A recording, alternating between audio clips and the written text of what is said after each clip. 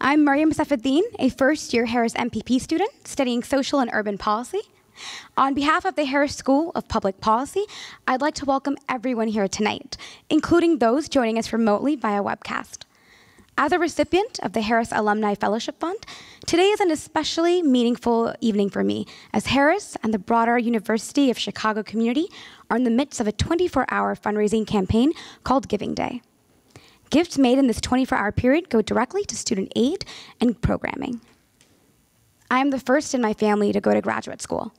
I'm at Harris today because we know that a person's education, their economic potential, even their health and well-being can be forecast by something as arbitrary as their zip code. I want to develop thoughtful policies that reduce inequality and address inequity, the very same policies that allowed me to succeed despite my zip code. And so I'm especially grateful for the warm welcome I received that was the Harris Alumni Fellowship Fund. The scholarship eases some of the burden. It's allowed me to take on a leadership role as a director of finance for a student organization, Minorities in Public Policy, and to work with a local community organizing nonprofit, Kofi. I'm grateful for these opportunities because along with the toolkit of rigorous analysis Harris offers me, it allows me to sharpen my skill set and sharpen my purpose. I encourage those of you who are here this evening to consider making a gift. As an extra plug, I understand that if 200 gifts of any size are made by noon tomorrow, this will unlock an additional $30,000 from 3 generous alumni challengers. I hope this evening's event will leave you inspired and hopeful of what your contribution towards Harris can do in preparing future policy leaders, many of whom work with the excellent faculty and alumni you'll hear from this evening. Finally, I'm very pleased to introduce this evening's moderator, Mike Belsky, Executive Director of the Center for Municipal Finance at the Harris School of Public Policy. Mike is a 1983 graduate of the Committee on Public Policy Studies and former mayor of Highland Park, Illinois. He worked in the municipal finance industry for over 30 years. From 2009 to 2011, he developed a credit review process for Chicago-based C.W. Henderson and Associates, a $3 billion municipal bond investment advisory firm. Prior to that, he headed public finance at Fitch Ratings firm from 1995 to 2009. Please join me in welcoming Mike Belsky to the stage. Thank you, Mariam. And thank all of you for being here. Today, Giving Day, to me, is really getting day when you think about what we're doing and discussing, and that is the type of education that we're supporting at the Harris School gives people the ability to solve very difficult problems in public policy, such as inequality, and that's what we're going to hear about tonight. Our students get supported by your contributions, and it also keeps us going with our faculty as well. So what you're contributing tonight is equally as important as what you're going to hear about. So the format for tonight, we're going to hear from 3 speakers who will offer a glimpse of the important work they're doing to address aspects of inequality, and we'll follow these vignettes with a conversation on our approaches to solving these issues. Finally, I'd like to introduce our speakers tonight. First, we'll hear from Chris Berry, my colleague at the Center for Municipal Finance. Chris is the William J. Townsend Friedman Professor at the University of Chicago Harris School. He's the Academic Director of the Center for Municipal Finance. He's a Faculty Director of the Masters of Science program in Computational Analysis and Public Policy. His research interests include metropolitan governments, the politics of public finance, and intergovernmental fiscal relations. Chris is the author of Imperfect Union, Representation and Taxation in Multi-Level Governments, and this was the winner of the Best Book Award in Urban Politics from the American Political Science Association. After Chris, we'll hear from Damon Jones. Damon is an associate professor at the Harris School. He conducts research at the intersection of 3 fields: economics, public finance, household finance, and behavioral economics.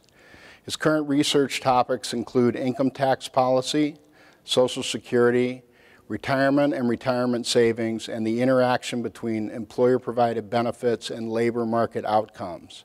More recently, Damon's research on universal basic income has captured the attention of federal policymakers, and this evening we'll get to hear more about this. Finally, we'll hear from Jennifer Tescher, who's a leader in what she's going to be speaking about, and a 1996 graduate of the Harris School.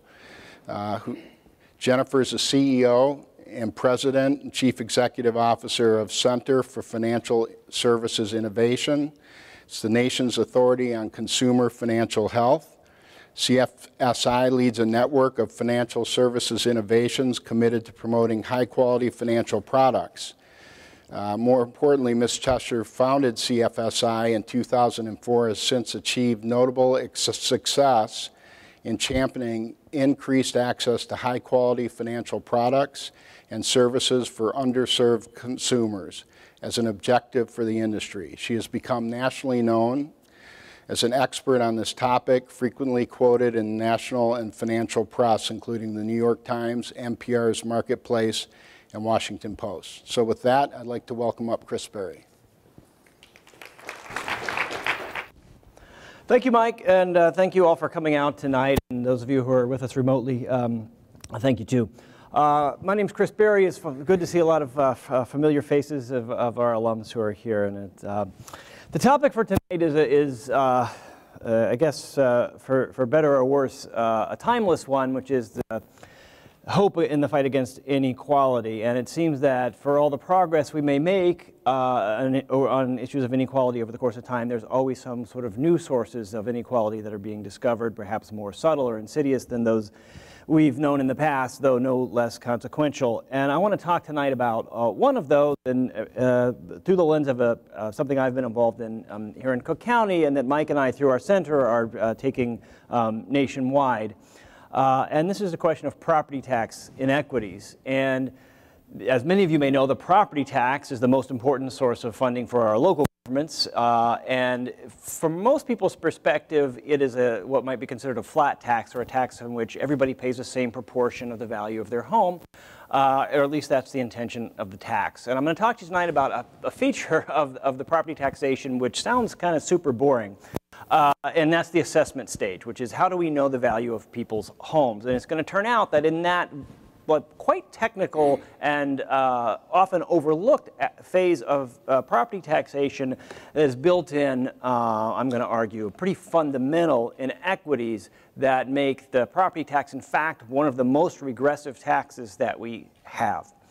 Now, to understand where this comes from and why, I want to take a minute to explain what exactly the assessor does and what the assessment process is.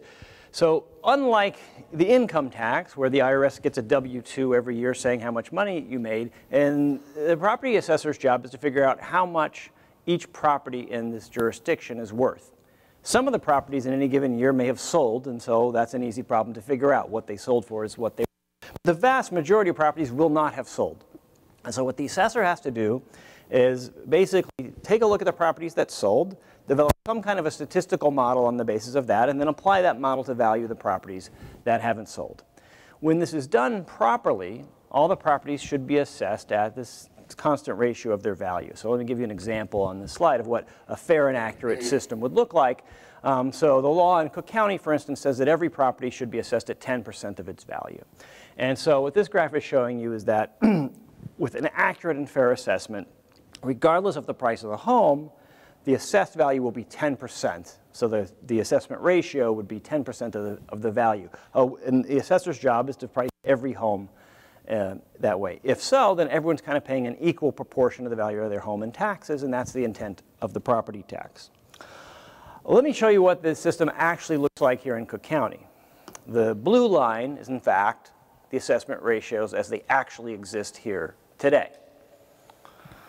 Rather than being a flat tax in which everyone is assessed at the same ratio of their property values, what you can see is, in fact, the people that own the lowest priced homes are assessed at a higher ratio relative to their market value than the people who own the highest priced homes.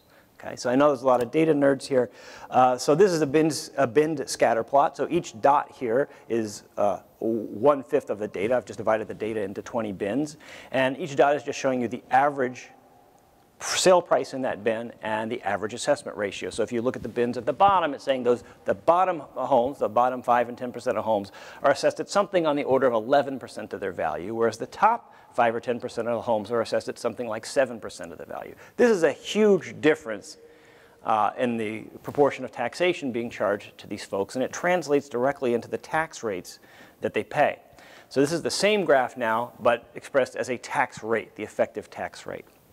Okay, so you see that the people in the bottom are paying an effective tax rate of about 1.6% of their home's value, whereas people at the top are paying about 1.1%. So that's a huge, about 50% differential in the effective tax rate. Now, I could talk to you a long time about why this is and what's going on from a statistical perspective, from a methodological perspective in the assessor's office that would lead this to happen. But maybe in Q&A we'll get into that. But let's put that aside, and I want to emphasize a couple of points. First, these data are from Chicago, from Cook County, but this is a very general problem, and we'll be talking about other cities over the course of time. But this is a very general problem that makes this property tax, which, as I said, is the main source of income for state and for local governments, one of the most regressive taxes that we have. Far more regressive, for instance, than the soda tax, which was the subject of quite a bit of controversy here in Cook County. In addition, there is a process of appeals, which I won't go into great detail, but one of the suggestions here is, well, if your taxes are unfair, you should just appeal, and the system will correct that inequity in that way. But it turns out that the people who appeal are much more likely to be the people from this end of the spectrum than the people from this end of the spectrum. So when you start out from with a system that's already inequitable, this mic still works if I walk over, but if you start out with a system that's already inequitable, then you have the people who are appealing who have already been getting the best deal to begin with. Those appeals are granted about 80% of the time. What you're going to end up with at the end is a system that's even more regressive, because we take people already underassessed, we give them a further break. The people who are overassessed are not likely to appeal to begin with. One of the reasons is the value of the taxes at stake to them is not enough to interest a lot of the lawyers who work in this industry to take on their case. Okay? These lawyers, by the way, are the chief donors to the assessor, okay, which is an elected position. So Joe Barrios, our assessor, gets the vast majority of his donations from the industry of attorneys who are representing, the folks at this end to get their taxes even lower. Okay. Now I want to emphasize this is a system that's biased then against people who own the lowest priced homes, who are effectively paying the taxes for the richer folks. Okay, one of the things about the way this tax system works is there's a fixed tax levy. Okay, so let's say it's $1 billion. We're going to raise $1 billion out of the tax base. The only question is who's going to pay for it. Okay, and so this is a direct transfer of tax burden from people who are below average on their tax rate to people who are paying the above average tax. So for every dollar that somebody saves when they appeal their taxes or when they get an initially low assessment, that dollar is directly transferred to somebody at the other end who will pay that tax for them. Okay? I estimate that something on the order of $120 million every year in tax burden is shifted from the top 10% onto everybody else. Okay. To compound matters further, it turns out that there's also a racial component to this. And what this graph shows is a similar thing. So this is going to be over and above the housing bias. So one thing you might think, well, there's some racial bias built in if you just think that lower priced homes are overassessed, and if minority neighborhoods are likely to be where you find more lower priced homes, there would already be some racial bias. But there's, in addition to that fact of just the correlation between income and race, there's an additional disparity. And what you can see here is that, oops, sorry. The homes in the sort of predominantly white neighborhoods, which would be on this side, are assessed at a lower ratio than it's amazing how the assessment ratio creeps up as you move into this beyond 50% non-white category to the like 80 and 90% non-white neighborhoods, which are paying higher effective tax rates than the white neighborhoods. So in terms of our topic of tonight, this is a source of inequity that is really hard to detect if you don't study this problem, partly because, going back to this first slide, this is, in some ways, a really ingenious system, and you have to, I mean, Cook County politics is a special thing, and at some point you do have to just admire some of the cleverness. What you can see here is that the law says everybody should be assessed at 10%. Okay? And what's in fact happening is most people are getting a better deal than that. Most people are assessed at less than that. If you didn't know that everybody else was being assessed at a lower level than you were, you would think you were getting a good deal. You would say, I should be assessed at 10%. I'm only assessed at 9%. I'm not going to make waves. I'm getting a really good deal here. What you don't know is the people that are on the $1 million homes are assessed at 7%. Okay? And you would never, unless you actually studied this problem, never even know that this inequity was there. The amount of study you would have to do to figure this out is really something. So, all right. What we promised you was, or at least the title promised you, I didn't promise this, but it is the title, so I'll own up to it. The title was New Hope. I haven't got to that yet. So what's the hope? So I guess for those of you, the hope is probably what the hope has always been in the fight of inequity, which is at the end of the day, it's a political one. And what's happened as a result of this, so first of all, I'd like to say, I'm not the first person to observe this fact and this regressivity. The difference has been that there happens to be a really excellent reporter at the Chicago Tribune named Jason Grotto who put this on the front page of the paper week after week and month after month and made this what I would say arguably right now the top political issue in Cook County, an important issue in the governor's race. None of that was because of the research, okay, which I say has been done. You know, I can go back and show you papers from the 1970s that are making the same claim. It's all because of the attention that's brought to this to the media. So first, public attention, okay?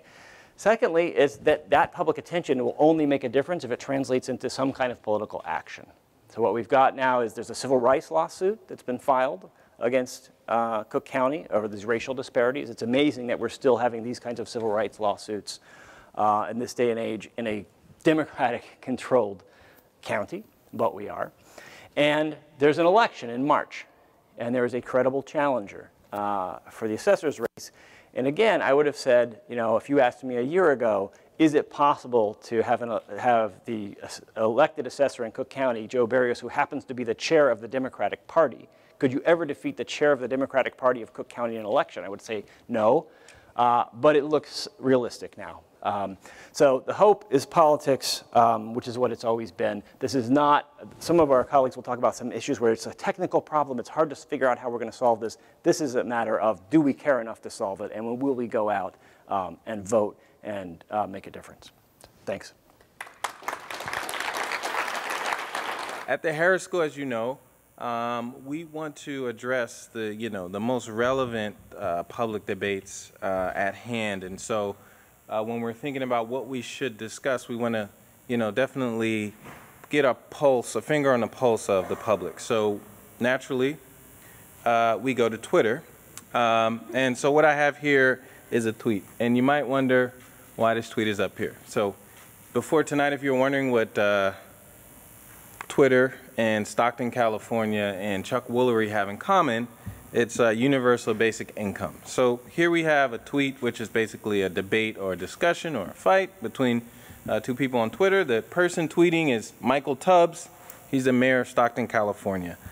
Stockton, California is currently taking calls for proposals from research partners to investigate the effects of universal basic income. What you also see here is a tweet from Chuck Woolery essentially endorsing a criticism of universal basic income. There's a thought that this could be something that has adverse effects on people and their likelihood to work and their lifestyle. So I thought this was interesting, especially since we have this policy question, but we also have a politician who's interested in researching the idea and finding out what the policy effects are. Something right down the aisle of the Harris School. And in fact, last year we had the mayor of Stockton, California. He came to speak. He was hosted by the Harris School and the student organization MIPS. So this was definitely relevant. It went viral. And so hopefully that motivates my topic. So what is a universal basic income? So this is a policy where the government gives a cash payment to people. It's an unconditional cash payment. It goes to everyone within a geographic or political jurisdiction. It's made on a regular basis. and it's supposed to be enough to cover your basic living expenses. So why might we have a basic income? Well, we're talking about inequality, and this is a potential policy solution to the growing inequality that we observe here in the U.S. and also around the world. And there's a particular concern about the growing reliance on automation and the workers who could be displaced by those technological advances. There's also some research that shows in some cases when you give people unconstrained cash transfers, they can put it to better use than, say, an in-kind benefit that is tied to one use or another. So what are the problems with a basic income? Well, one worry is that, as you remember, for the Harris alumni, when you have a cash transfer, there is the income effect. Okay, so this is a phenomenon where you receive extra income that you don't have to earn, and that could give you an incentive to work less. And so we know that this income effect exists from previous studies. In particular, there's some evidence from looking at people who win the lottery. When they win a lottery, they lower their employment rates, and they also lower their hours worked. We also have from prior experiments where we basically gave people sizable transfers in the negative income tax experiments, we saw similar evidence. So when you give a person cash, they may be less likely to work, and that could affect the economy. Now, this previous evidence is using what we call micro-evidence. So what happens when one person wins a lottery? They may be less likely to work. A different question might arise when you think about universal basic income, and that's, what happens when everyone wins the lottery, okay, at the same time? You could have a much different effect. I was previously going to include in this slide something from the Dave Chappelle show, but I didn't. It's Giving Day. I figured it might not work well, so you can ask me after. So we wanted to know what happens when multiple people or when everyone around you wins the lottery at the same time. There could be different outcomes in that case. Okay, so in particular, when everyone wins the lottery at the same time, they spend that money, and that could also affect the economy. So we turned to Alaska, and we looked at what's called the Alaska Permanent Fund Dividend. So in 1970, or in the late 60s, early 70s, oil was discovered in Alaska. Some of this money was taken and put into a permanent fund that was then diversified and spread out and put into a trust. And then starting in 1982, some of the money from the Alaska Permanent Fund was paid to each Alaskan resident every year. So the amount that you could receive, so it peaked in 2015 at about $2,000. So a family of 4 could get as much as $8,000 in dividend payments. In 2017, it was cut a little bit down to $1,100.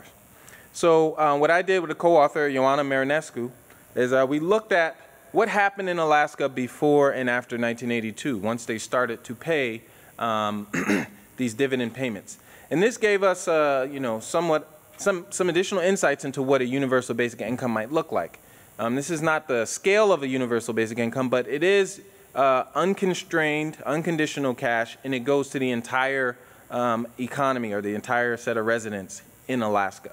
So we could learn what happens when everyone wins the lottery at the same time. Okay, so we needed to compare Alaska to a control group.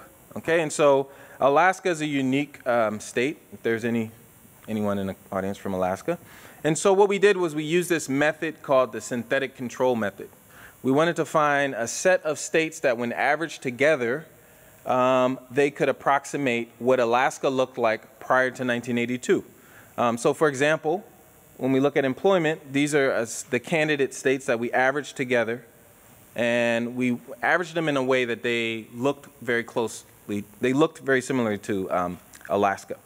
So here's what we found with 2 of our major outcomes. We looked at the employment rate, and here's the employment rate for Alaska before and after 1982. And then, as I said, we created a synthetic Alaska, and as you see, prior to 1982, we were able to match the employment trends relatively well. And then the question is, what does the synthetic Alaska look like after 1982? There is no Alaska Permanent Fund dividend in those collection of states. So this lets us know what would have happened in Alaska. And what we see is that there's a little bit of a divergence early on and maybe a little later, but on average, they basically track each other very closely for a number of decades. And so what we found is that using this method, we didn't see much evidence of a change in the employment rate in Alaska. We also looked at the likelihood of people working part-time. We did the same thing, so you'll see the same graph, different outcome. When we looked at the rate of people working part-time, again, we had a good match relatively prior to 1982, but we did see that Alaska and Black had a higher rate of part-time work relative to synthetic Alaska. Okay, so how do we interpret these results?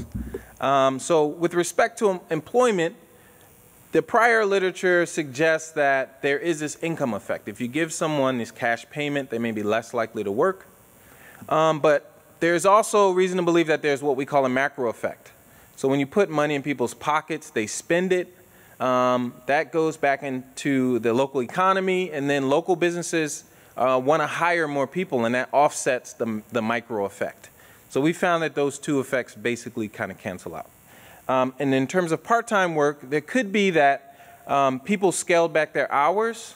An alternative is that maybe some people had enough cash now to enter the labor force. Maybe they used a dividend to pay for childcare, for example. Okay, so what's next on the horizon? As I mentioned, there are a number of pilots studying universal basic income. Some in Oakland, as I mentioned, Stockton, California, and also others around the world. And so we'll have a growing body of evidence on the effects of universal basic income. Some things we like to look at in our later research or upcoming research. How does the universal basic income affect local prices? If people are spending money, that might drive up local prices. And then finally, someone has to pay for the universal basic income. So we wouldn't be the Harris School if we didn't point that out. So will you raise taxes? Will you cut other spending? And so we'll be also looking at that. Good evening. Thanks so much for having me.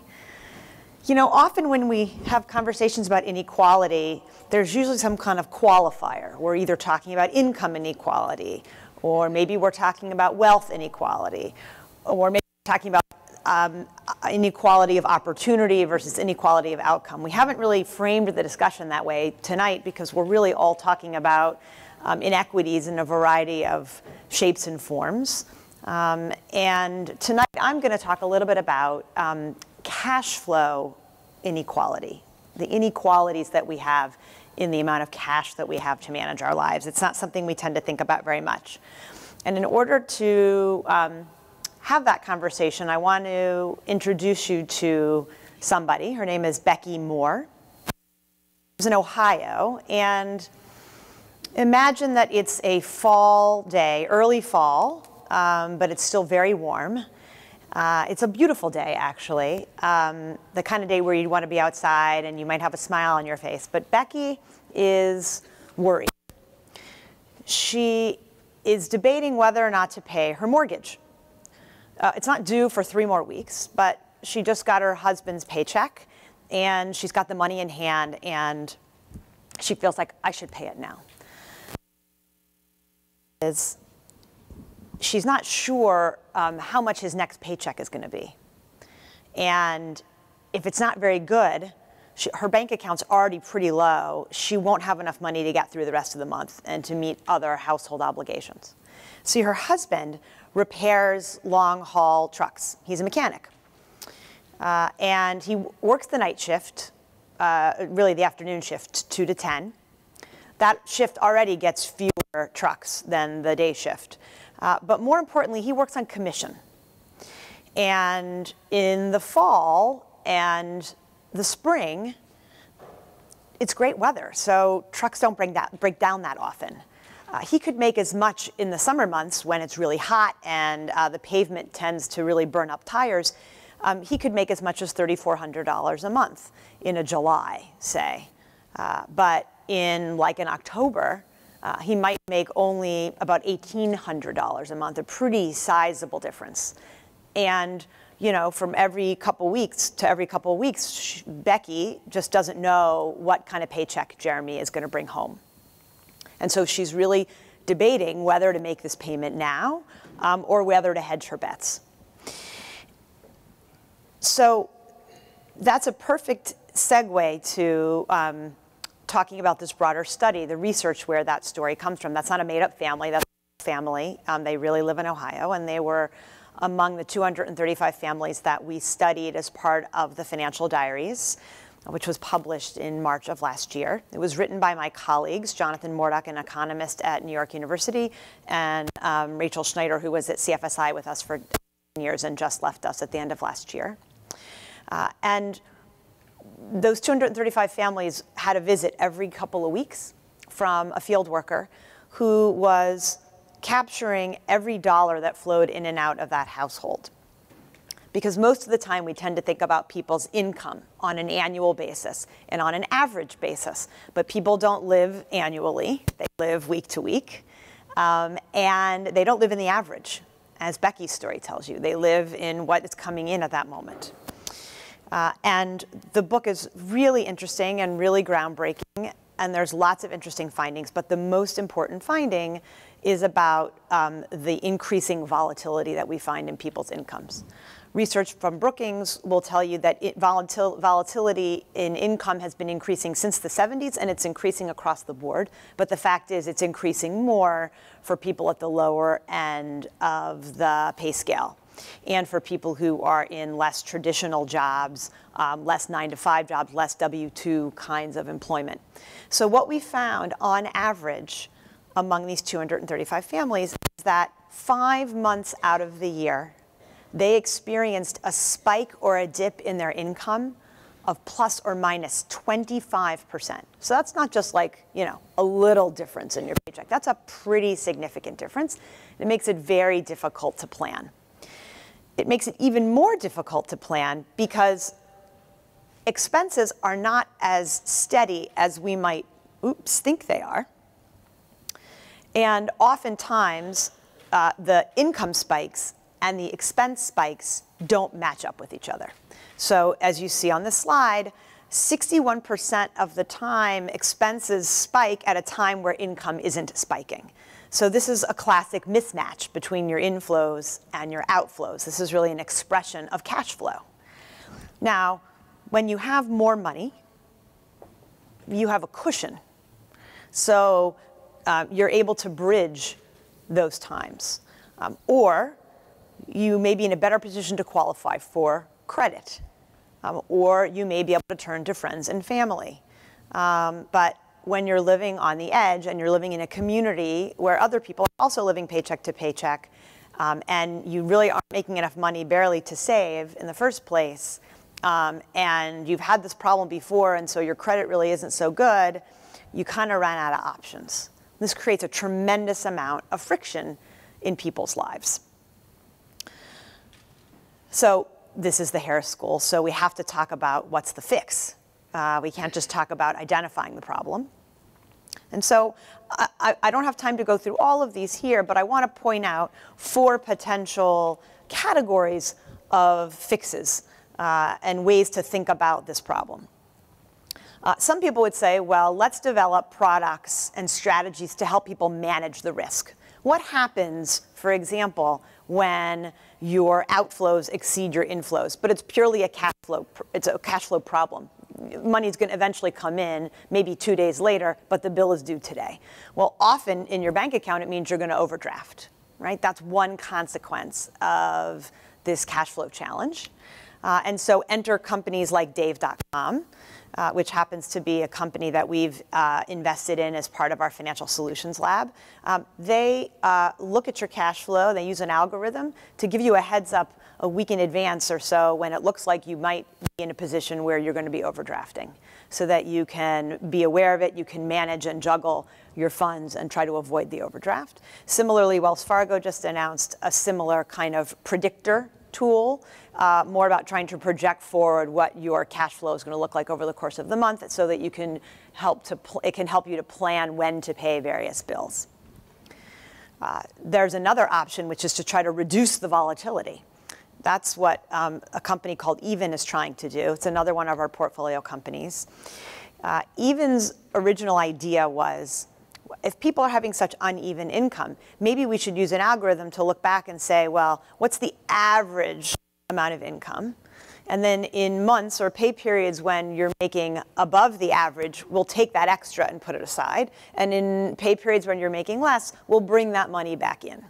And the idea was to work through employers to make this kind of benefit available. In fact, even is in a major national partnership with Walmart, working with Walmart employees. But what's very interesting about this is even thought its algorithms could approximate what people's cash flows looked like. But there were so many varying use cases for the way people's financial lives work that they realized that their algorithm still wasn't sophisticated enough. And so they've gone back to the drawing board to keep working and refining the algorithm because, you know, it's not so simple as 1 month it's up and 1 month it's down and it averages. Maybe it's 2 months in a row where it's going to be below. Or maybe the spike is for some other reason and you were saving that money for some other purpose. So I think this notion of what Even is trying to do is really cool, but it also just shows how complex people's financial lives are. Then you've got this idea of, well, why don't we just increase income? Now, I said before, there's volatility across the income spectrum. But one would think that if you've got at least more income, you might be in a position to create, say, more of a cushion for yourself. So one example is Fight for 15, right? Let's try to increase people's hourly wages through organizing. The other example is a startup that hasn't even launched yet. It's going to launch this quarter called Steady. And they're essentially a platform or a marketplace for gig work. And it's not just like a place you can go to look at all different kinds of gig work options. They help to optimize based on your own schedule and when you're likely to make the most money with those other gig platforms. So it's a way to help find work to supplement the income that you already have. And then last, I'm taking a page from Damon's research. What about guaranteeing a steady income? When people talk about the UBI, they tend to focus on the guarantee part and the money part. But the part that's interesting to me because of this cash flow problem is the steady part. It's the same amount every month. Maybe not in the permanent fund in Alaska. Same every month, but maybe it changes year to year. And so Give Directly is the example of the UBI experiment going on in Kenya. We're really excited because we're pretty sure that the mayor of Stockton is going to come speak about his experiment at our conference later this summer.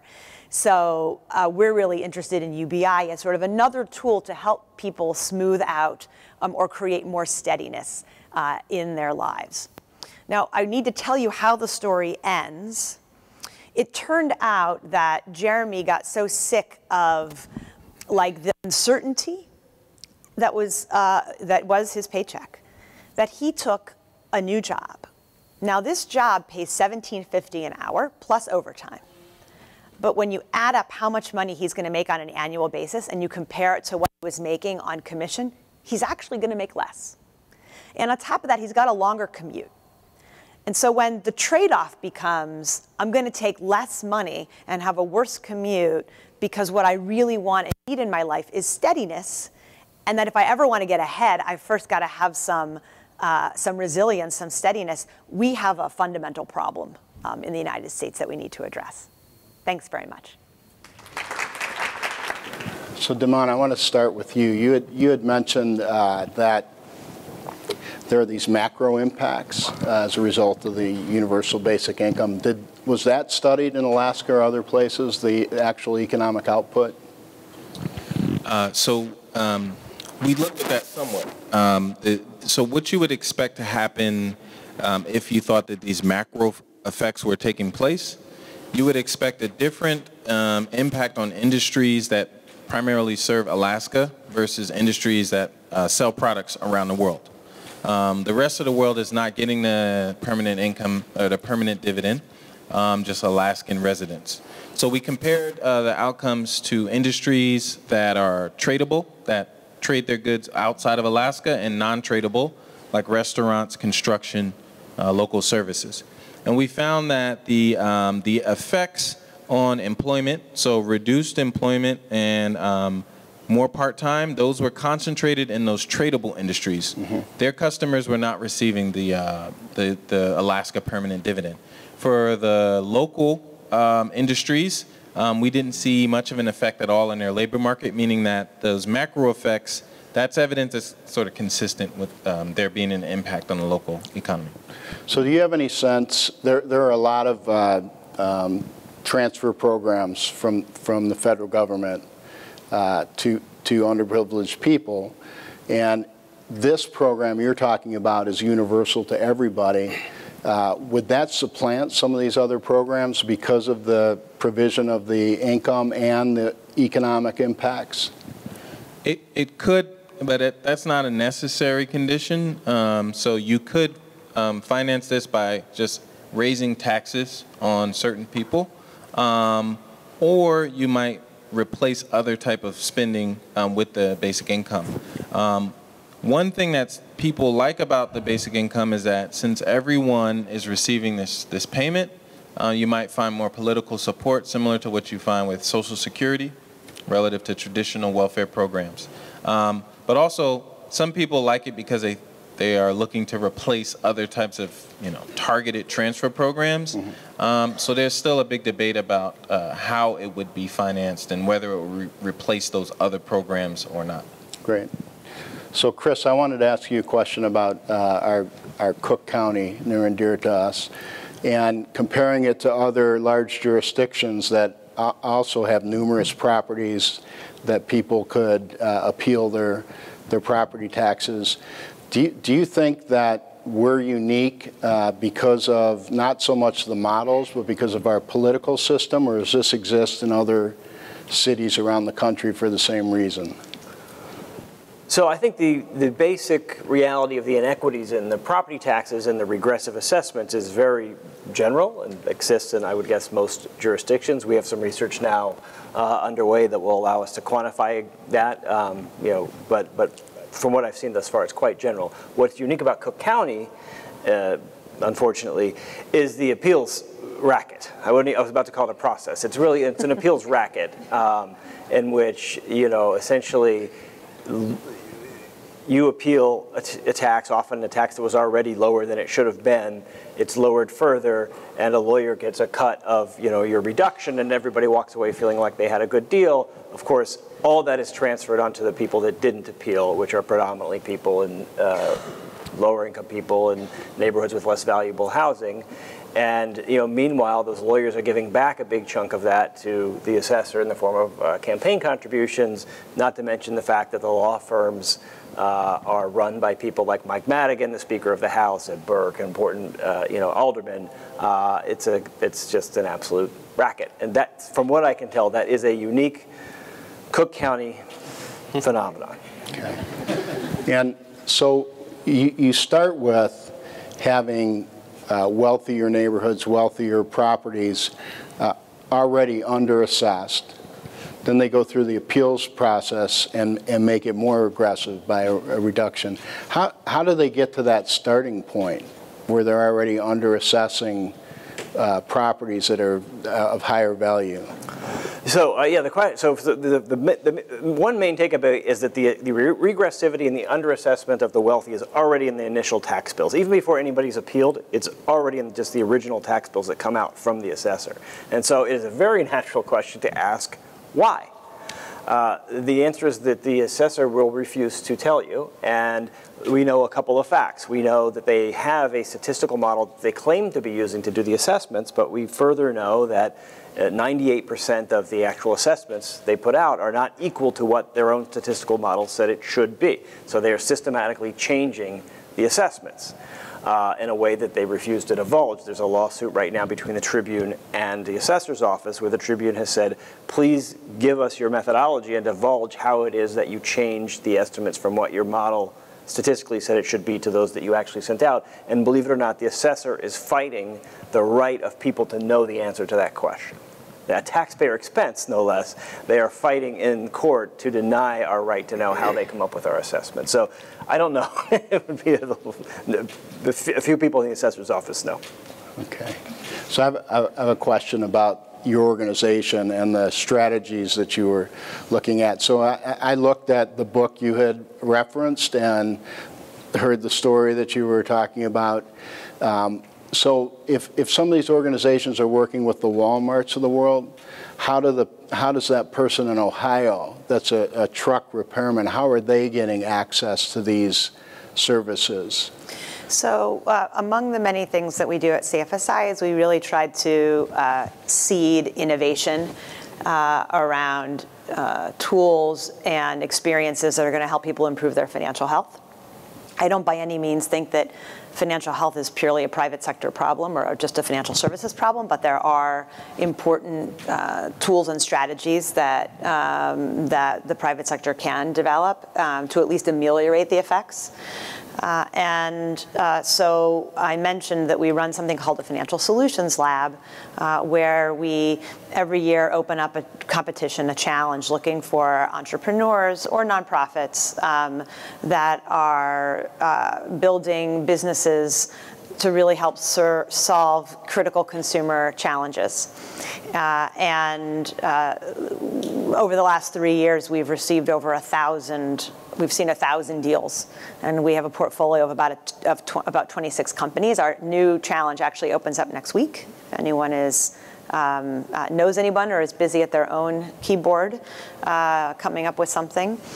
And we're not the only ones out there. So there's more than a cottage industry of new solutions by both startups and incumbents like Wells Fargo that are, I would broadly describe them as helping people optimize their financial decision making. And by no means are they ubiquitous in the way they would need to be. But I mean, Walmart is one of the largest employers in America, particularly of low-wage workers. And many of the solutions that we are focused on are offered direct to consumers, not necessarily through employers.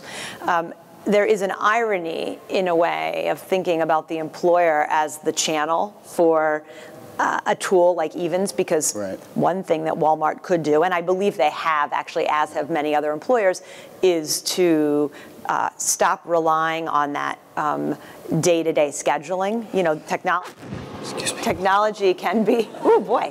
Sorry, excuse me. Technology can be for good or for ill. And one of the challenges of technology is it's enabled the creation of these staffing, scheduling systems that give people no certainty and no stability, forget about their wages, but of when they have to be at work.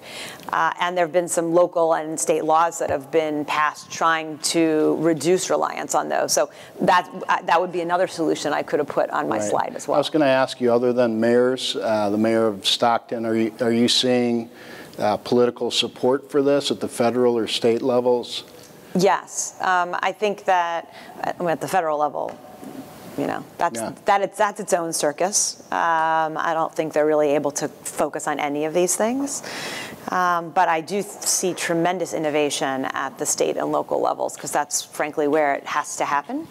And I certainly don't know of any other mayors who are considering the kind of work that Mayor Tubbs is. But another example would be the city of San Francisco, less than a year ago, hired for the very first time a position called the Director of Financial Justice. It actually happens to be a very close colleague of mine, Ann Stuhldreher.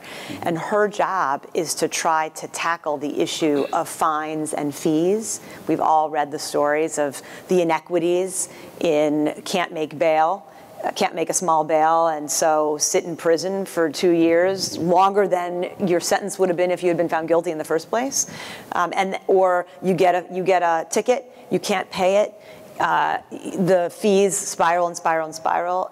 A person loses their job as a result of it. It's not good for anybody. And so she's systematically working from inside the government in a place that's as progressive as San Francisco to try to tackle these things. There's numerous other cities who are part of Cities for Financial Empowerment, which is an organization really focused on financial access and financial inclusion. So yes, I see a tremendous amount of local energy. Great. So I'm going to take some questions now from our iPad here. So the first one is disparities in value and ETRs are even wider in commercial properties and particularly impact smaller commercial properties in the south and west sides of Chicago. Are there plans to do research in this as well as continuing work on residential assessments? Yeah, so that's true. That statement is true. The Tribune had a story on this recently. And so it's absolutely true. There's inequities in the assessment of commercial properties too. I don't have plans to work on that. Commercial property is kind of its own beast and has completely different sort of statistical issues that are not the ones that I'm interested in. But I know that there are those working on. The commercial properties are much more idiosyncratic, and it's a little bit harder to deal with. But the statement is absolutely true. There's lots of inequities in the assessment of commercial properties, and people who own the lower priced, sort of more mom and pop operations are getting overtaxed relative to people who own the big skyscrapers. Yeah, I would say it's analogous to the residential property situation politically, in that big companies, ComEd, whoever, can hire the attorneys to help with the assessments, and the small businesses can't. And that's where a lot of the money is for the lawyers. Yeah. Right. Okay, Damon, how feasible would it be to pass a citywide UBI in Chicago?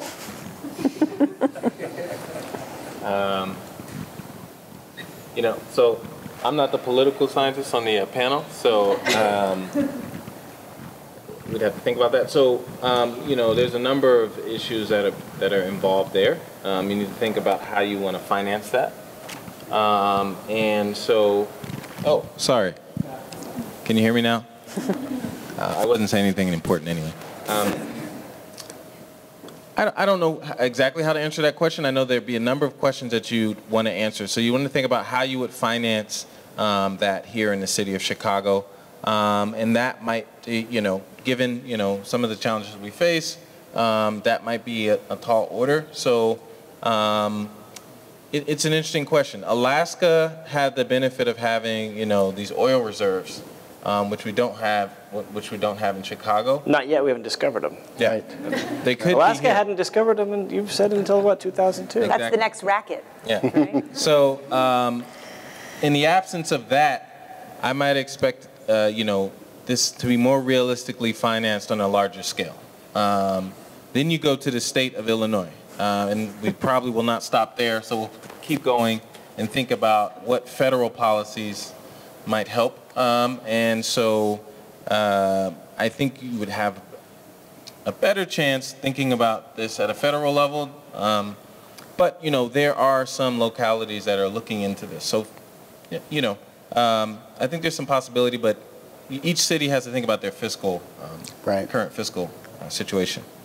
Right. I think given Chicago's problem with their pensions, et cetera, that would be a tall order at this point. But it could be experimented with, perhaps in neighborhood level. Damon, at the federal level, do you think it would have to really, that this would really be part of a broader tax reform policy? And we just did tax reform. I mean, I guess that's my question is. Well, we had a tax law. Fair. It was reform of one kind. Reform is a strong word. Yeah. I definitely think that you'd have to build up some momentum. I think the last article that I read argued that there is a plurality of support in the U.S. Poll support doesn't always translate into policy outcomes, as we know, but there does seem to be some support there. And I think that after we have some of these studies emerging, that might be able to give more evidence that can be used to maybe make the argument against or for basic income. So I think that'll help as well. So here's a question, a good one. What is the evidence on financial literacy? It doesn't work. Training programs. It doesn't work. Okay. It's that simple. It on occasion, some researchers have found some knowledge gain. It doesn't tend to last.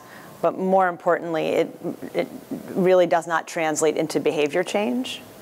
And so the way I tend to think about it is financial literacy, financial education is what you know. Financial capability is about what you do.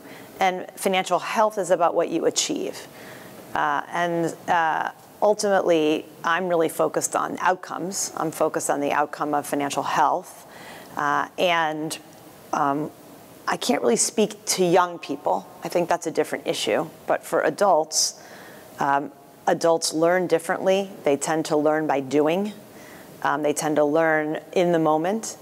And why I'm excited about the role of technology and some of these tools and others that I mentioned is that one of the ways to improve real-time decision-making is to be providing information or guidance or advice that's relevant, that's timely, that's actionable, that's happening at the moment. Like imagine if you were at the checkout and when you swiped your card, it said, this transaction is going to cause you to overdraft. Do you want to continue?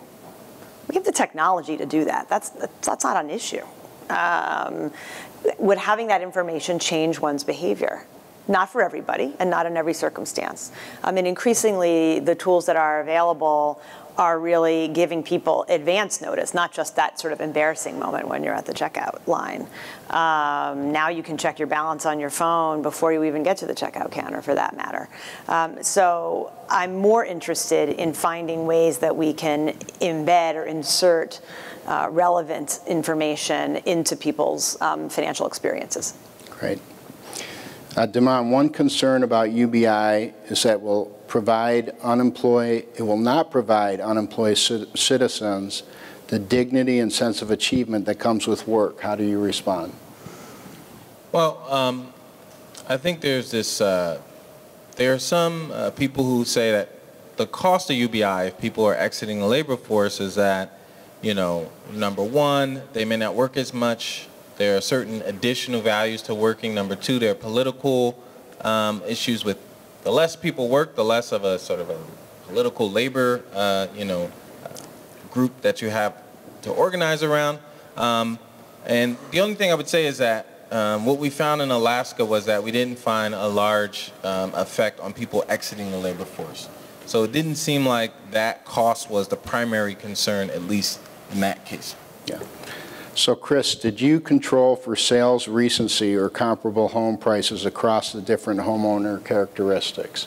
Yes. And I think in looking at some of the Tribune, they talked about homes that were recently sold and were sold at $120,000, but were assessed at, you know, $200 or $150. So they did control for that, or? Well, sure. I mean, all these are at the time of sale. Yeah, but if people haven't read the Tribune article, they should absolutely read it. It's full of all these details, but sure. I think this event is clear that inequality is a very important issue, and it's being tackled in very intelligent and creative ways. And we know that these professors and our alumni are part of that, and we expect that you will be too. So thank you. Thank you. Thank you.